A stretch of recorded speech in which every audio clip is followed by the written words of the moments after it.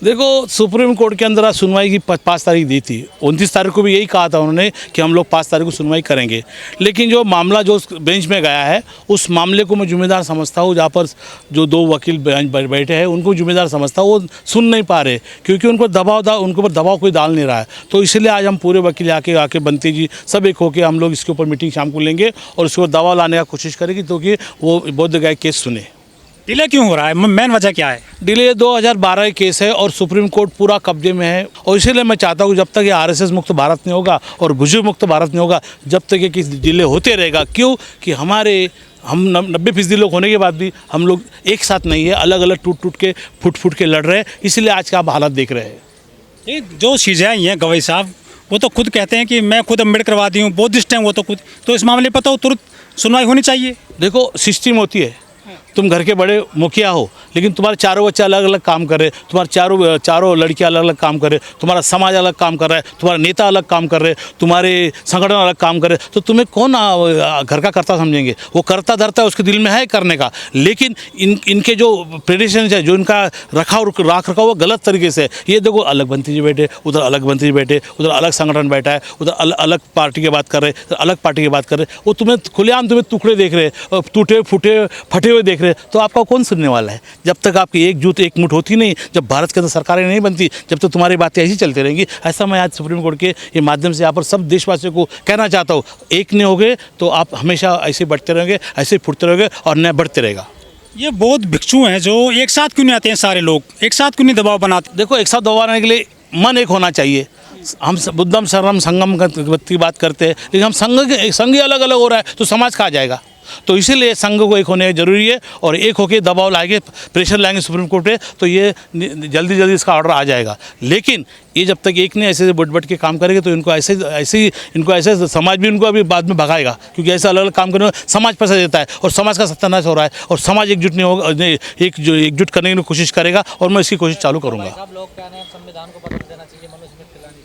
भाई, संविधान बदलने के लिए अभी कोई तो पैदा नहीं हुआ है। जब तक अम्बेडकरवादी देश में पैदा है कोई बदल नहीं सकता, आरएसएस भी बदल नहीं सकता। क्यों नहीं बदलेगा? वो जो फंडामेंटल राइट्स थी, जो फंडामेंटल जो उसका स्ट्रक्चर है, वो कोई बदल नहीं सकता है। 400 पार हो जाती, इस बार ही कर देते काम को। तो हमने रोका ना उनको अभी तक, 255-54 पे ला के रखा ना। लेकिन नीतीश कुमार ने और वो नायडू ने गद्दारी किया समाज के साथ में, और वो गद्दारी नहीं करते वो सरकार जाती थी। और हमारा संविधान क्या, उनके बाप भी बदल नहीं सकते हैं। तो लोग तो रोज ही कह रहे हैं ना, देखिए संशोधन तो हो ही रहे हैं। संशोधन 17 पेज किया उन्होंने, लेकिन 500 पेज करना खाने काम थोड़ी है भाई। उनका दिमाग होता तो उस टाइम संविधान बनाते। वो बोधगया का मामला चुनावी मुद्दा क्यों नहीं बन रहा है? बिहार में चुनाव आने वाले, वहाँ पर देखो, हमने बनाने की कोशिश किया। हमने चुनाव आयोग को लेटर दिया और हमने जो आपका जो इसका लालू का लड़का है उसको हमने लेटर दिया कि अगर आपको हम चुनाव में अंदर चुना के लाएंगे तो तुमको हमको पहला काम ये करना पड़ेगा, बोधगया हमें मुक्त करना पड़ेगा ब्राह्मणों के हाथों से। ये हमने उनको बात की है। लेकिन जब तक नीतीश कुमार है और जब तक नीतीश कुमार पट्टा पहना है बीजेपी का, जब तक वहाँ का बोधगया छूटने वाला नहीं है।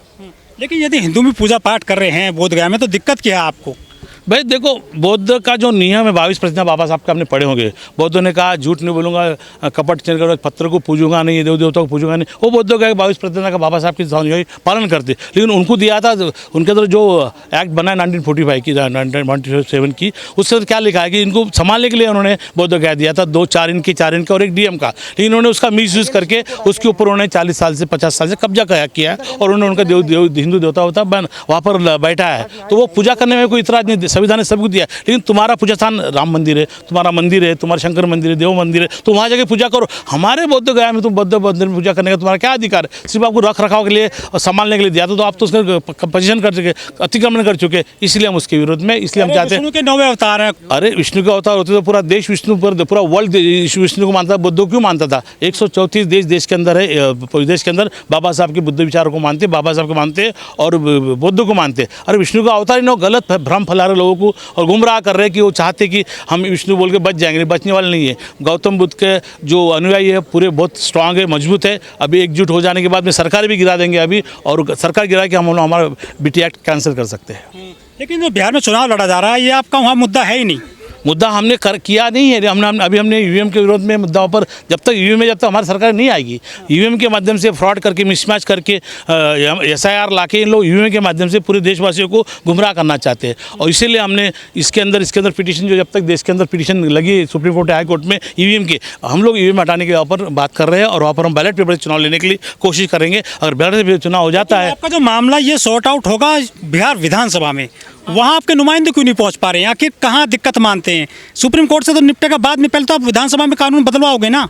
तो एक तो उन्होंने बदला ना, 2013 के अंदर उन्होंने डीएम को कोई भी जात का रह सकता डीएम, इसलिए उन्होंने बदला उसको। लेकिन नीतीश कुमार का पट्टा गले में किसका है? भाजपा पट्टा पहना है ना, तो नीतीश कुमार भाजपा का पट्टा पहना है। तो इसीलिए मैं चाहता हूँ कि नीतीश कुमार हटेगा तो वो वहाँ का सरकार नया आएगा तो वहाँ पर हमारा राइट्स हमें मिलेगा।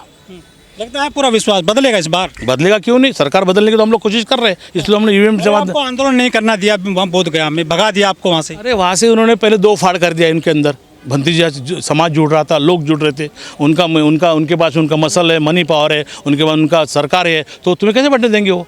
जब सरकार में तुम्हारा कोई जाएगा जब भी तो वहाँ पर आपको बैठने देंगे ना। जब आपका इलीगली बैठ रहे हैं आप, तो बाबा साहब ने कानून बनाया, अब कानून के रूप में काम नहीं कर सकते, इसलिए उन्होंने आपको भगा दिया वहाँ से।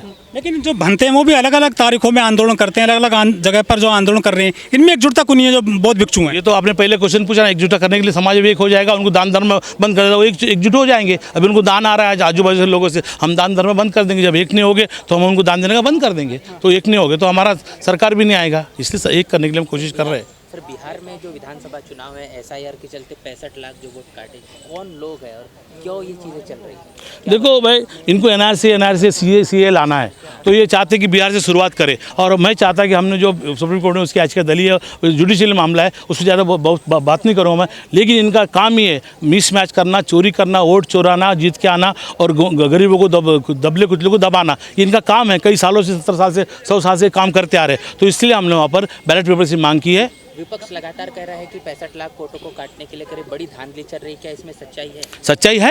अरे माँ का, बाप का, बहन का, काका का, मामा का नाम अलग अलग है। एक दिन कुत्ते का उन्होंने पेपर बना दिए, बाप का, माँ का, बीबी का, मेल को फीमेल को बना दिए, तो धांधली तो है ना। बाकी बीवी ने धांधली किया और ज़बरदस्ती सुप्रीम कोर्ट में नोटिस डाल दिया कि ऐसे हमने SIR ही गलत बात है। SIR कोई भी NRC CIR लागू नहीं सकता, इसलिए मैं SIR के विरोध में। और इसीलिए उन्हें 80-90 लाख जो वोट काटे, वो चाहते कि दबले कुछ लोग, दलितों के वोट बढ़ जाएंगे, मुस्लिम के वोट बढ़ जाएंगे, तो जीत के आ जाएंगे उनके वोटों पे। तो ये हम वहाँ भूलने के नहीं। और बिहार के अंदर हम लोग लगातार जा रहे हैं, काम कर रहे हैं। मैंने EVM के बारे में भी उधर आंदोलन दिया, छेड़ने के मैंने लेटर चुनाव आयोग को दिया है कि अगर EVM से आप चुनाव लोगे तो हम लोग बहिष्कार डालोगे, और हमने बैलेट पेपर से मांग की है। क्या बुद्धिस्ट कमज़ोर हुए हैं देश में, जो आपकी जो धरोहर कब्जाई जा रही हैं? भाई कमज़ोर नहीं, गौतम बुद्ध के ज़माने के अंदर 84 स्तूप थे, किसके कब्जे में है? क्योंकि यहाँ के बुद्धिस्ट लोग को पहले पढ़ने दिया नहीं, लिखने दिया नहीं, मार दिया है, कत्ल किया है बुद्धियों को, इसलिए तो कमज़ोर हो चुके हैं ना। कई बाबा साहब के संविधान लगने के बाद में हमें ना अधिकार, शिक्षा, स्वास्थ्य मिला, इसलिए आज यहाँ पर जो बात करें ना, ये सब पैसे वाले लोग यहाँ पर जाते हैं ना बाबा साहब का नाम लेके, ये पैसे वाले लोग ज़मीन पे काम ही नहीं करते हैं। ज़मीन बोलेगा तो जहाँ पर देहात है वहाँ पर लोगों समझता नहीं, वहाँ काम करते नहीं, और इसलिए वो वोट बढ़ जाते और सरकार इनके बन जाती है और आपको दबाते, कुचलते, अन्याय करते, अत्याचार करते। क्या तो आपकी ज़्यादा है, वोट ज़्यादा आपके हैं ना, फिर भी आप हार जाते हो। तो वो तुम्हें लॉलीपॉप देते हैं ना वक्त के ऊपर, ये करेंगे, वो करेंगे, 2500 देंगे, 2000 देंगे, 1500 रुपये देंगे, ऐसा बना के आपके वोट ले लेते, और वोट लेने के बाद में आपका अन्याय अत्याचार करते, आपकी ज़मीनें हड़प ले जाती है, आपके बच्चों पर अत्याचार करते हैं। स्कूल पूरे देश के अंदर 4 लाख स्कूल बन चुके, कि बंद किया। क्यों बन चुके हैं? कि मालूम है बच्चे पढ़ेंगे लिखेंगे, हमारे से क्वेश्चन पूछेंगे, हमारे से आंदोलन करेंगे, इसलिए चाहते हैं इनके बहुजन के बच्चे ना पढ़े और हमारी खेती में काम करे, हमारे घर में काम करे, हमारे भैंस धोए, हमारे घर में झाड़ू लगाए। इसलिए बाबा साहब ने सबको शिक्षा का अधिकार दिया, स्वास्थ्य का अधिकार दिया, वो लागू हो जाएगा तो हो सकता है आने वाले दिनों में सरकारी बदली को तो लागू हो जाएगा।